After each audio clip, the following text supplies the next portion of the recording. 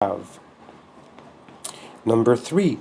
The low maintenance, idyllic setting of the cottage is emphasized while the absence of basic utilities and hygiene are downplayed.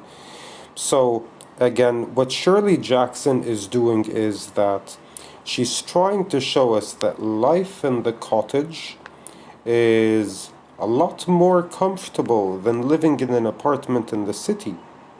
Although there are many problems in the cottage. There are hygienic problems related, for example, to the bathrooms. They're not well equipped or well prepared.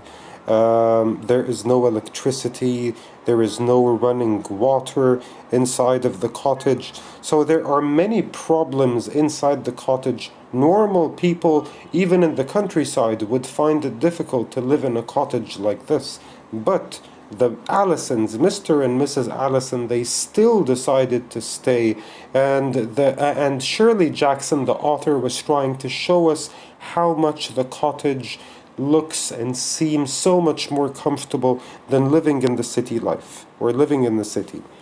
Number 4, life was easier in the city with all its luxuries, running water, again, electricity, heating, cooking, roads, short distances, sanitation. And Mr. and Mrs. Allison were proud of their country cottage lifestyle. So, although in the city there were so many good services, but still Mr. and Mrs. Allison, the characters in the story, they looked at the country cottage as a nice place to live in, and they were proud of it.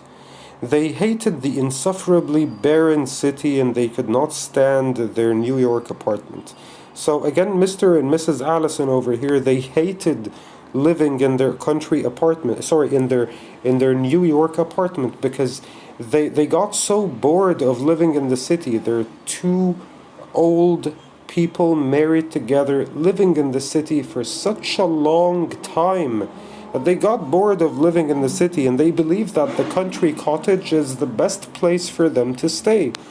Although living in the city is so much better because there are so many services available, like electricity and running water and heating and cooking, all of those kinds of things.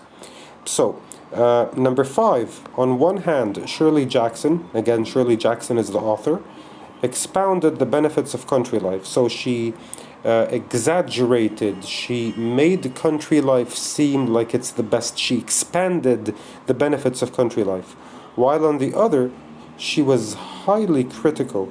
So, although living in the countryside, in the cottage, was very difficult because there are no services, there is no water, no running water, no electricity, no plumbing, no sanitation, no hygiene. There are so many bad things in the cottage, but again, Shirley Jackson, the author, she made the benefits of living in the country look so much better than the benefits of living in the city.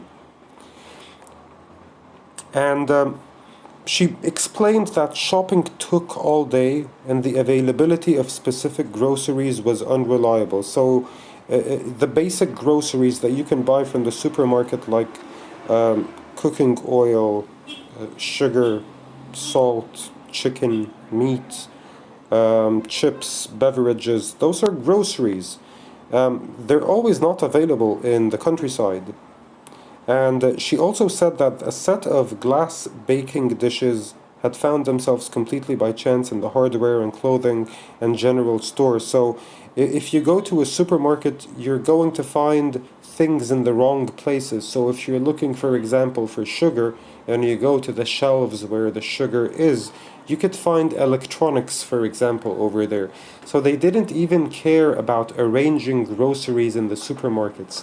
So again, she was trying to show us that living in the countryside was very difficult, but still she was trying to show us again how much the Allisons preferred the difficult life in the countryside to their comfortable and luxurious apartment in New York City. Okay. Now, let's go to the next part, growing old, the treatment of the elderly. Let's not forget that Mr. and Mrs. Allison, both of them are old people. They have children.